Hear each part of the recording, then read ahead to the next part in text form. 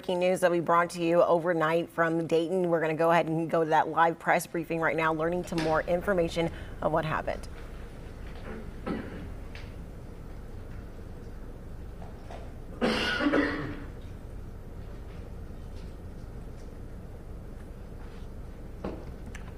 Everyone ready? If I don't hear any nays, then we'll go ahead and get started. All right, good morning. On behalf of Chief Craig Richardson and Deputy Chief Jason Neubauer, I'm Sergeant Andrew Parrish, ANDREW-PARISH. I'm the sergeant here with the Moraine Police Department and our Public Information Officer.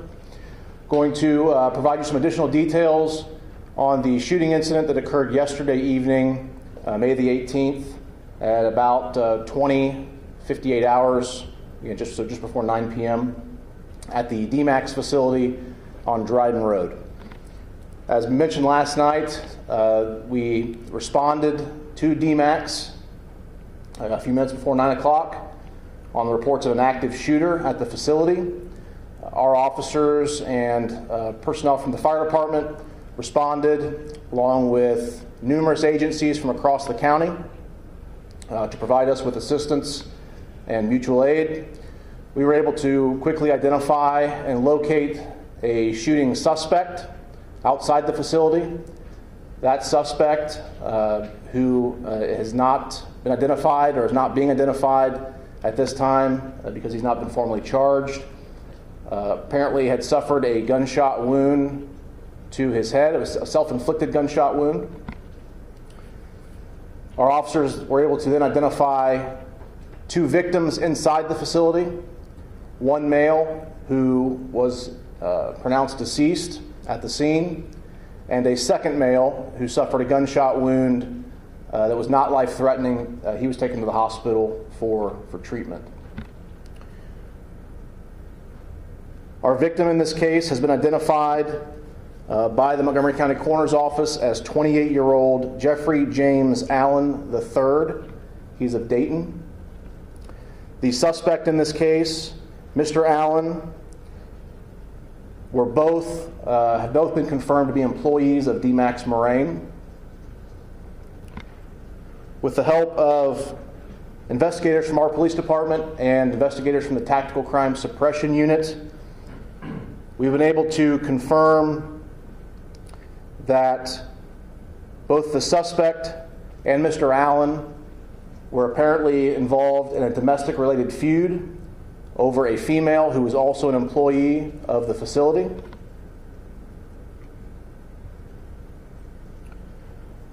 During an altercation between the two males last night, the suspect produced a semi-automatic handgun, shot and killed Mr. Allen.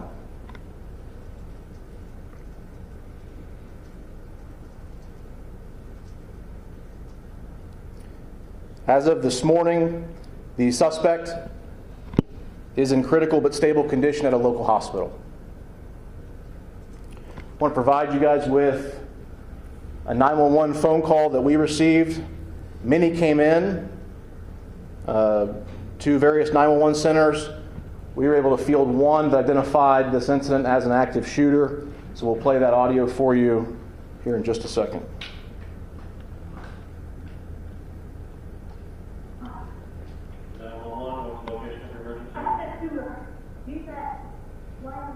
Can they turn that up? Okay, DMAX, which DMAX? On Dryden? No. Okay, stay on the line with me. We'll play it again. Play it a second time. I've got all the police en route, so just stay on the line with me for just a second.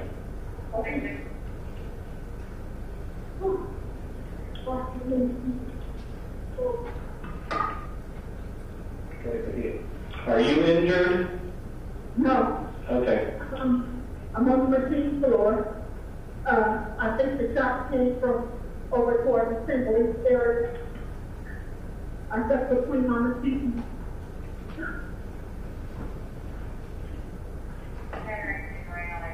There's Dan's in the machine area. I'm on with one employee who's not injured and carrying gunshots in the gun. Go ahead. I do. I'm on with an employee. Thank you. Do you have any catering crews that can respond for perimeter? Okay, thank you. I was on IP staff. You had traffic for me? Got a couple hundred employees running out of the building. All right, catering crews are in route to you. Okay, ma'am. Hold on just a second.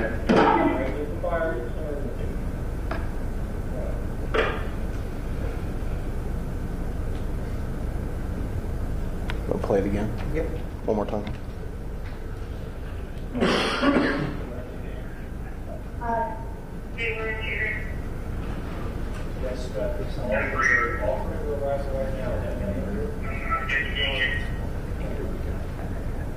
Okay, do you have stuff right now?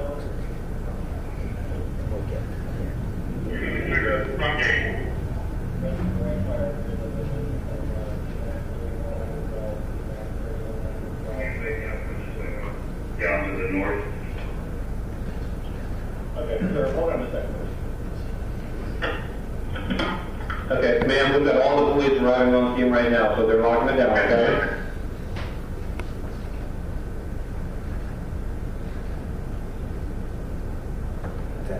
I think that's the end of the file. And if you guys aren't getting good audio on that, I will email this file out, so just make sure that I've got your contact information. Let's play one more time. One more time? Yeah, we'll play it one more time just so they can get that audio.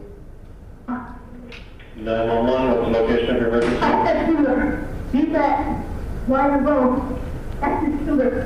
That's the shooter. Okay, DMAX, which DMAX? On Dryden? Wyman Road, go ahead. Okay, stay on the line with me. Call 911 about that computer DMAX 3100. I've got all the police en route, so just stay on the line with me for just a second.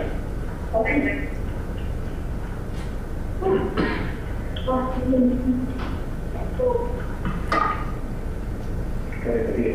Are you injured?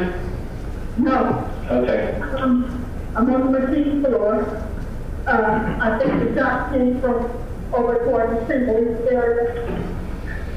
I got between on the seat.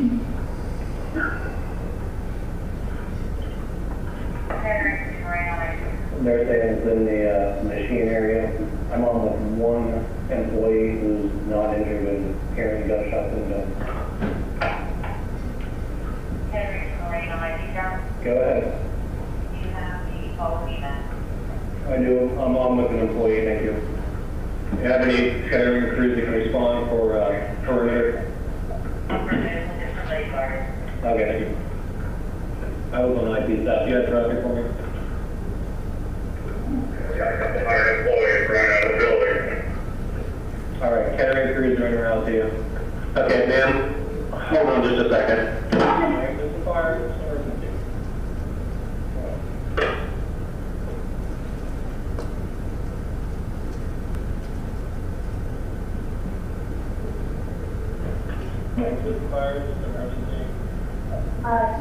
They were here. Yeah, we've got all crews are arriving right now. Is that right here?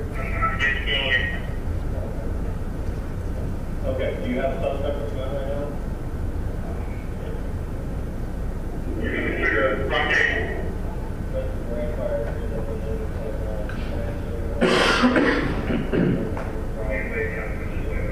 Down to the north. Okay, sir, hold on a second. Okay, ma'am, we've got all the police arriving on scene right now, so they're locking it down, okay? That should be the end of it. Next slide. Yeah, you can go ahead if you want.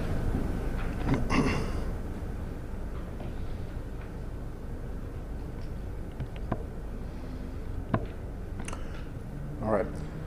So that was a 911 call that was received by our communication center here in Moraine.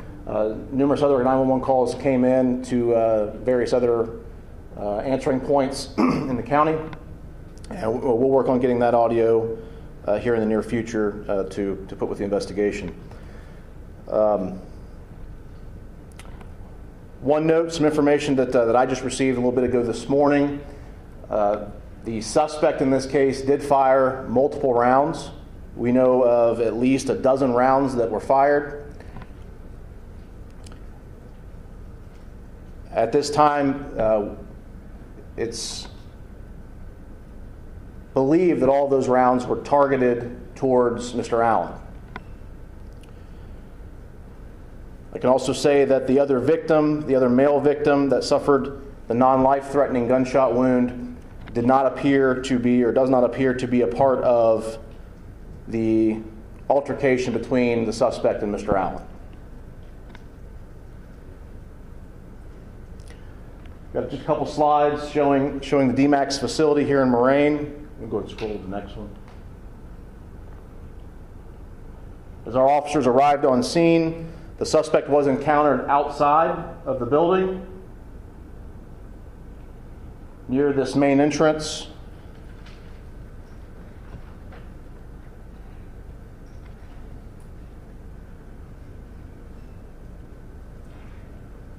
And evidence that he had numerous rounds of ammunition were found.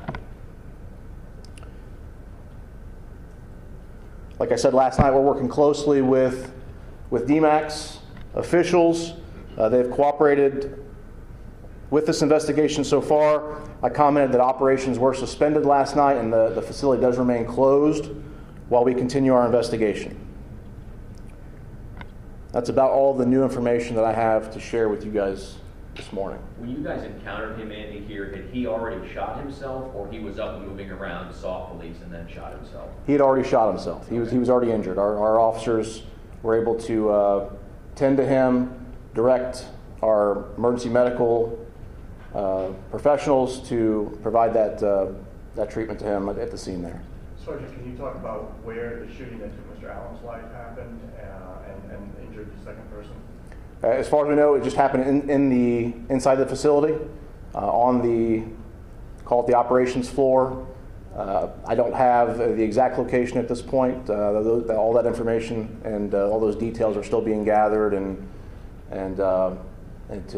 we'll report on that later. You mentioned the shooter and the victim both worked there. Were they both on shift last night? Just this was during the course of their shift, or did the shooter come to work to do this? It's apparent that everybody involved was already there for if it was a shift, or they were already on the site there. What about this woman who was involved? Did she work there, and was she there last night too? That's involved in this domestic.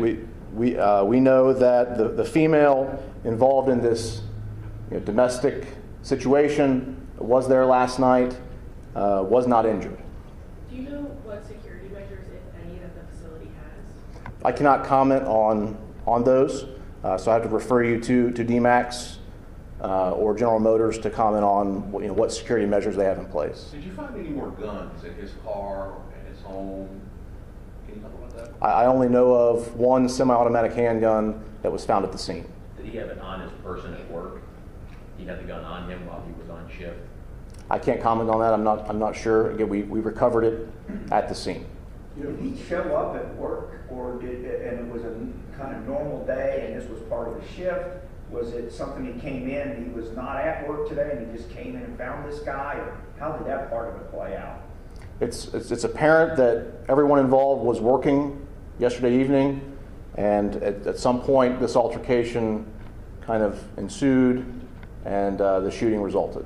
Based How would on you the characterize? investigation that you guys have started, do you believe this was planned on his part to shoot Mr. Allen when he got there, or it escalated? I can't really comment as to what the additional motive is or how it played out. We do know, or we have to be able to confirm, that this was domestically charged, if you want to call it that. Did he ever fire shots at the female before he shot the general? Not that we know of. What were the 12 shots? Were they all targeted towards Mr. Allen? That is apparently the case. We're still working with the Montgomery County Coroner's Office to determine the extent of Mr. Allen's injuries, but it appears at this point that at least a dozen shots were directed at Mr. Allen. And how did the other man get hit? We'll be able to hopefully find out how that played out or what those details are later. I can only speculate at this time, so I'm not really going to. So this is essentially, this is an argument between the two of them. It escalates, and at some point, your suspect pulls out the gun, and that's how this all ends. That'd be a fair assumption. Is it their relationship? Are we talking, when you talk about this domestic, are we talking like one of these guys is maybe current boyfriend, one of them's ex-boyfriend, something like that? How would you characterize sort of the dynamic of this? Yeah, I don't know if I can characterize it yet. We do know that this was a feud between the two men apparently over a female. What can you tell us about the shooter's condition? What are you being told, whether he has survivable injuries or not? So all I know is I've been told critical, but stable. I know he went through some surgical processes or procedures last night. I don't know if he's in need of additional, but he was alert and conscious at the scene, and that's about all I've got. Was it legal for this shooter to have that weapon, and is there any indication of prior criminal history? Say that one more time. Was it legal for the shooter to have that particular weapon, and was there any indication of prior criminal history? I can't comment on that yet. I don't know the criminal history of our suspect. That would likely come out here in the near future, and if and when he's formally charged, obviously that would be taken into consideration. You know what married these guys started on their shift? Was she married to either one of these men? I can't comment on that. I don't know. You know what time they started their shift? What time they start that? At 9 o'clock. They're there at 9, but how long they were there before that? I'm not certain. I know that I think DMAX has identified this as a third shift potentially. So what their starting times are, I'm not sure. And how many rounds did you find? You said when you guys got there, you found some rounds that indicated as evidence. How many rounds did you find? Were they in a car? Are they laying out there? I can say that we've recovered multiple magazines that were loaded with live ammunition at the scene. On him? Whether they were on him or scattered through the scene. But they're correct. We have recovered some unspent rounds in more than one handgun magazine. Sergeant, what can you tell us about a search warrant the department served at an address in Dayton this morning? I can only comment on really what I know. I know that our investigators, again, along with the Tactical Crime Suppression Unit and their investigators, did serve a search warrant at the suspect's residence. That address I do not know off the top of my head, but that was carried out last night. What evidence they were able to gather from that, I don't know and I can't comment on. Have you been able to talk to the girlfriend or the female and ask her what might have led up to all this? I'm certain that our investigators have done that. I don't have any information or details about that. Are they allowed, Andy, to carry, I don't know what DMAX's policies are they allowed to carry as employees at work, like it sounds like he was doing last night? So that would be something for DMAX officials or General Motors officials to comment on. I don't You don't know if he was carrying or if he went back out to his car and got this somehow. I do not know that information. Is there video of this? I'm sure there is video, and I know our investigators are working to go through that, to gather that, and see what's relevant to the case. So you don't know if at some point in time he left the facility, went out to his car, got the gun, then came back, or he just always had the gun on him? Yeah, I do not know that at this point. And if the complaint calls a reference to the DMAC facility, how often does Marine PD have to go there for disputes or what have you? I mean, we're not there often. I know they do have their own security that's present 24 hours a day. But as far as our presence there, it's not very frequent. Was security alerted to this shooting before you guys were? I don't know.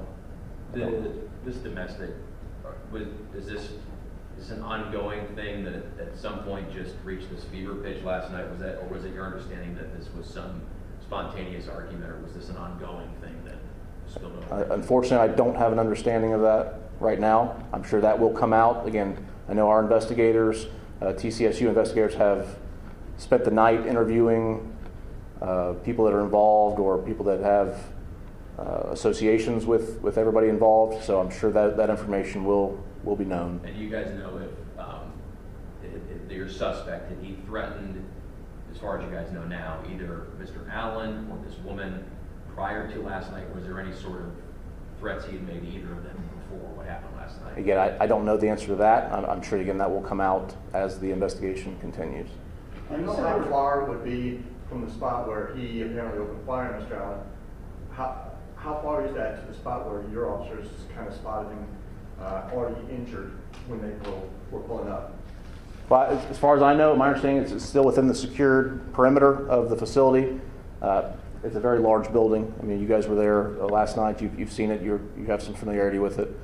But I am not certain as to the exact proximity. You know, where the gunfire was took place versus where the suspect was then found.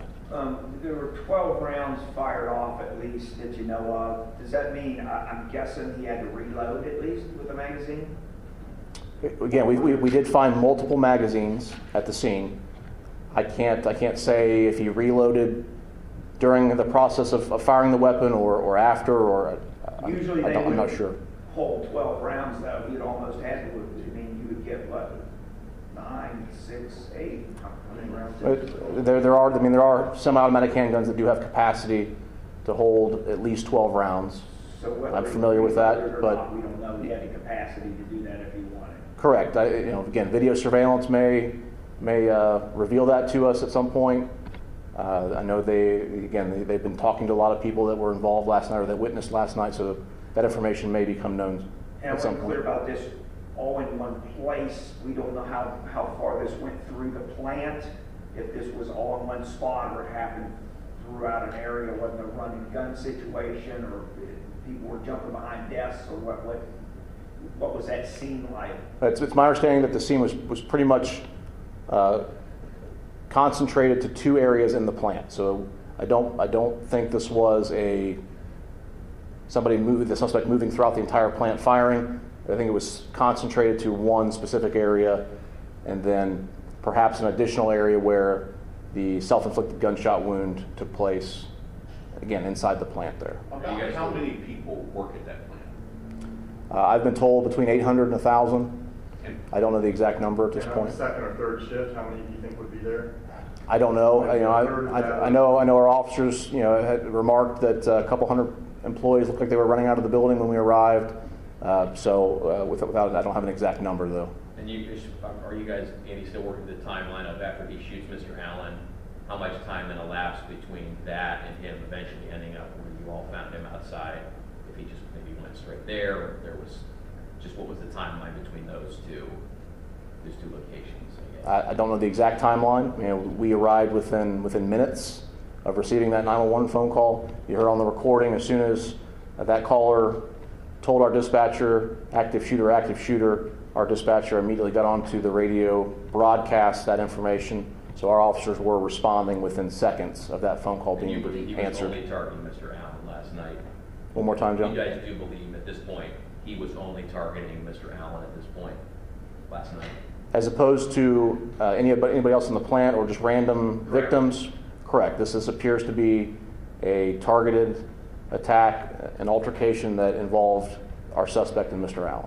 Is there a body cam, and do you think you'll be releasing that? Yes, we do have body cameras. All of our officers are outfitted with those.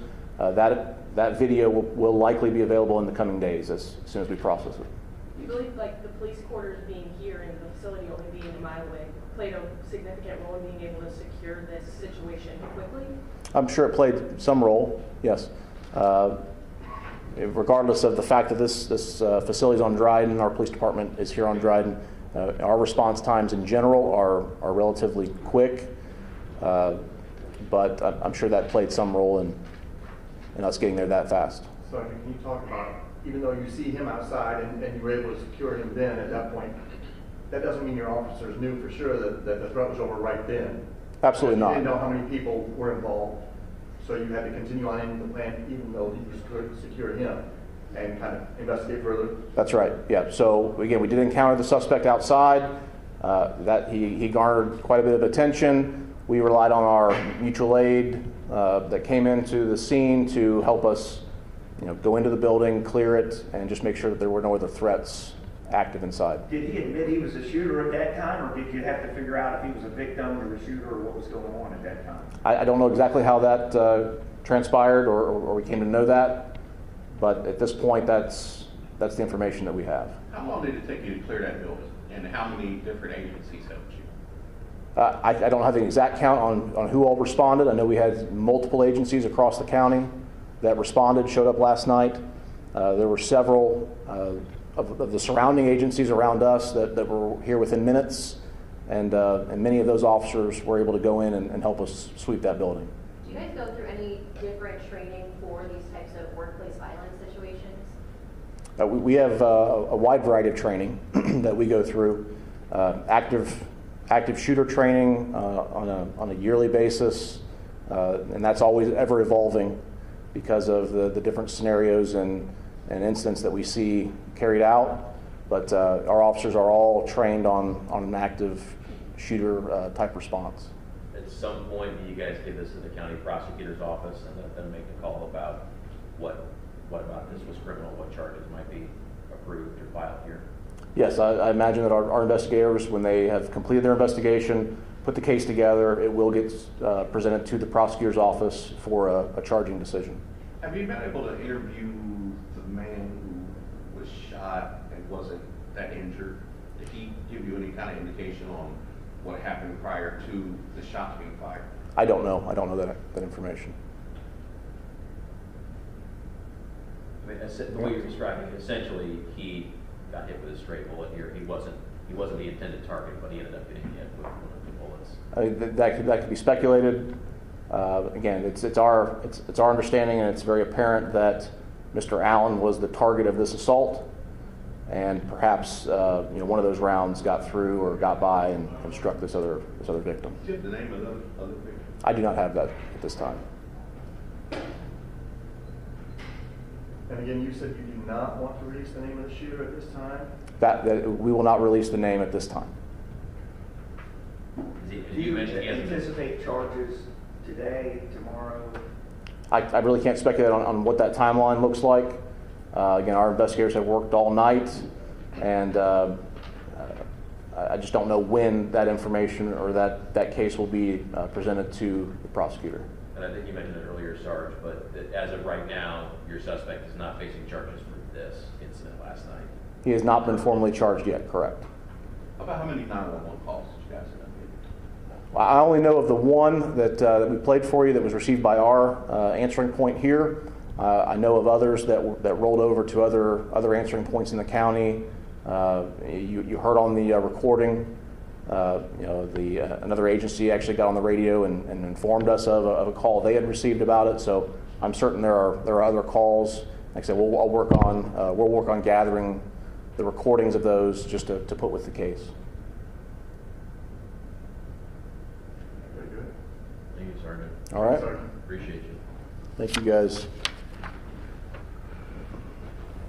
All right, there. So just listening to that press conference there, just wrapping up, we don't want to point out a few things.